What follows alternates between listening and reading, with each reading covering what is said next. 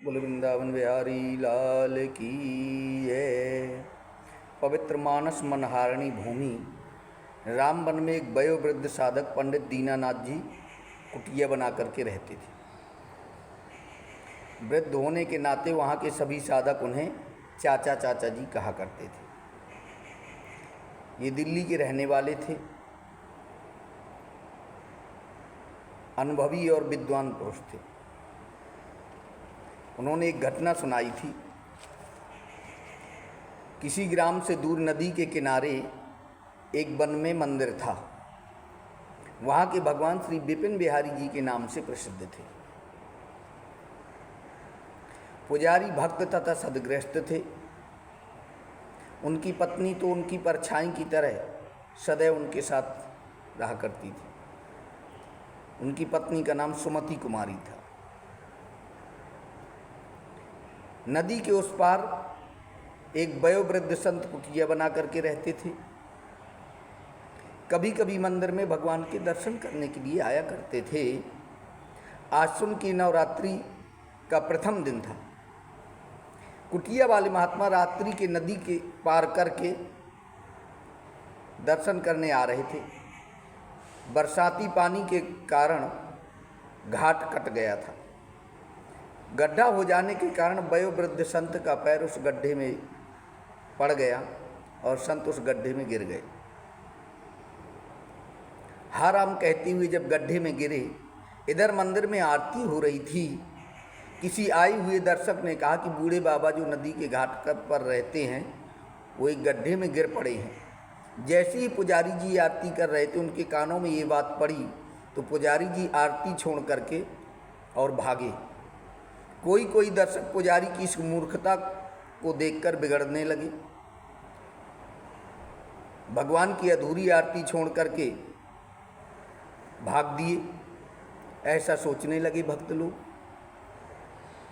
वहाँ पहुँचे, बूढ़े संत को पानी गड्ढे में से निकाला और मंदिर ले आए।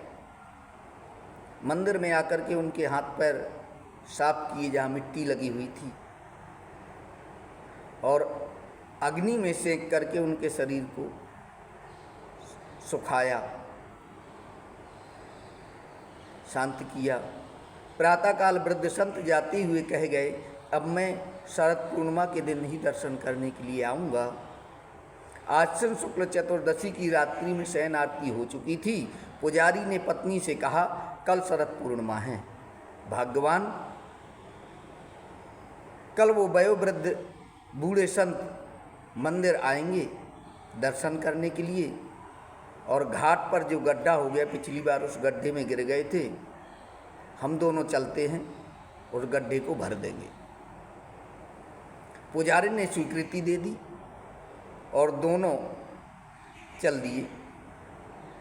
मंदिर के चारों ओर वन में गोप बाल गायें चराया करते थे।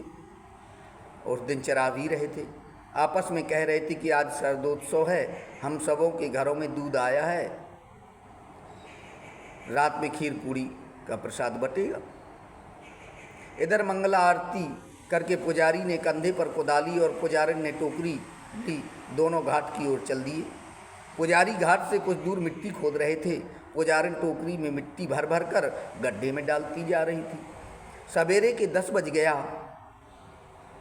पुजारी गर्भवती थी और इसी मास में प्रसव की संभावना भी थी। इसके कष्ट का ध्यान न करते हुए पुजारी जी कह रहे थे, कार्य करने के साथ साथ राधे श्याम का संकीर्तन भी करते जाओ देवी। पतिव्रता पत्नी पति की आज्ञा का पालन करते हुए कार्य कर रही थी।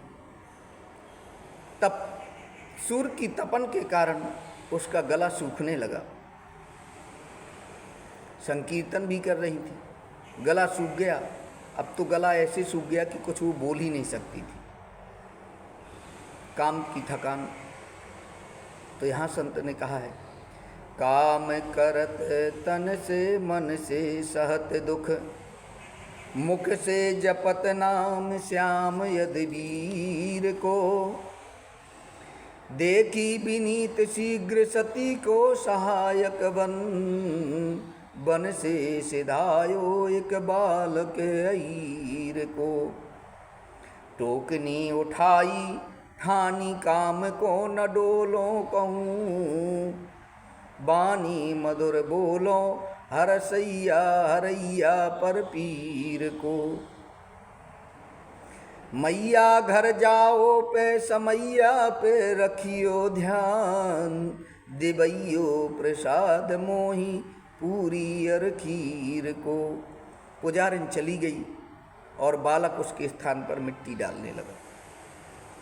पुजारी थक गए थे, कमर सीधी करने के लिए खड़े हुए तो पीछे दृष्टि डाली और दृष्टि पिछारी परती हुए दो दृगलाल, पत्नी के शुभ काम को करत बिलो को ग्वाल। क्रोध से पुजारी का शरीर कांपने लगा।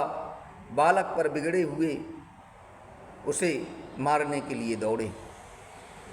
आयो कहाँ ते मूढ़ मार्ग बनावन हेत, सुकत बटाए लेत सुमति कुमारी के। दांत कट कटात गारी देत पिछारी परे, तज के कुदारी कहे जात कहाँ दारी के। बालक भागा और मंदिर में प्रवेश कर गया। जिस आसन पर बैठकर पुजारी दर्शकों को चरणामृत देते थे उस पर टोकनी पड़ी थी और वह बालक पर्दा हटाकर निज मंदिर में घुस गया। पुजारी जी क्रोध से भरी हुई उसके पीछे ही चले आ रहे थे। जो यह हाल देखा तो और भी आग बबूला हो गए। मंदिर में प्रवेशो विनीत जू विचित्र बाल, देख के चरित्र चक्षु चकित पुजारी के।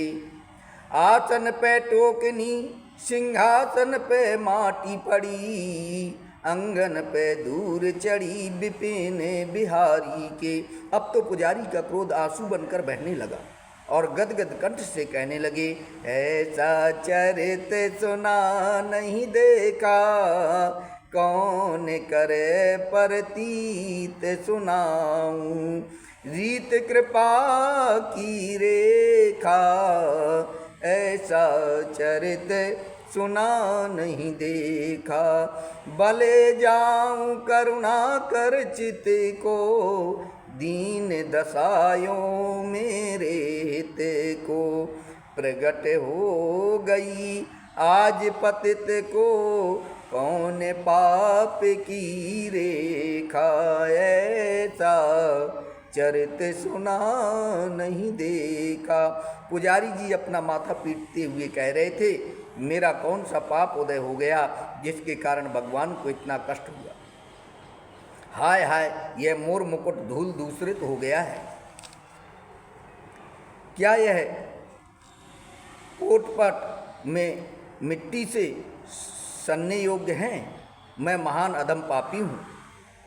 उसी समय मंदिर से आवाज आई, पूर्ण पुण्य जागा तुम दो ही ते, भक्ति सफल सात भी तो ही ते। वन विनीत ऐसा में मोहिते, अधिक संत कर लेखा। ऐसा चरित सुना नहीं देखा। ऐसा शब्द सुनकर पुजारी जी अपनी स्त्री सहित मंदिर में प्रसन्नता से नाचने लगे। भक्त और भगवान की जय। बोली भक्तवत्सल भगवान की जय। बोली विपिन बिहारी लाल की जय। आपको ये वीडियो अच्छा लगे तो इस वीडियो को शेयर करें, लाइक करें और सब्सक्राइब करें। बोले वृंदावन बिहारी लाल की जय।